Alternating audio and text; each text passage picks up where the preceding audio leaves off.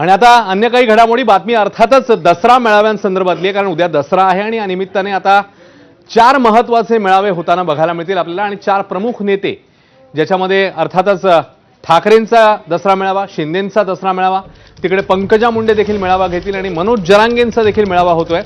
वेगवेगळे मुद्दे आहेत ज्याच्यामध्ये चर्चा अपेक्षित आहे आणि भाषणामध्ये हे मुद्दे येऊ शकतात। राज्यामध्ये पूरस्थिती आहे, त्यामुळे उद्धव ठाकरेंचा शिवाजी पार्कवरचा मेळावा होतोय, तिकडे जोरदार राजकारण आरोपांचा महापूर त्यावरनं सुरू आहे। दुसरीकडे पावसाच्या सावटामुळे शिंदेंचा मेळावा आझाद मैदानाऐवजी नेस्को सेंटरला होणार आहे। तर तिकडे पंकजा मुंडे राज्यभरात तापलेल्या ओबीसी आरक्षणाबाबत नेमकं काय बोलतात पाहावं लागेल।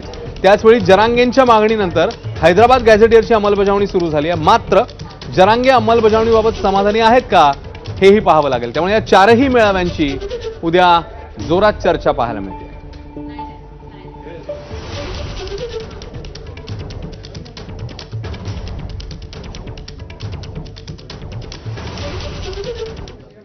आणि या सर्व मेळाव्यांच्या आता सविस्तर बातम्या बघूया। सुरुवातीला बातमी येते ठाकरेंच्या शिवसेनेच्या मेळाव्याची। शिवाजी पार्कवर हा मेळावा पार पडतोय, मात्र या मेळाव्यावरून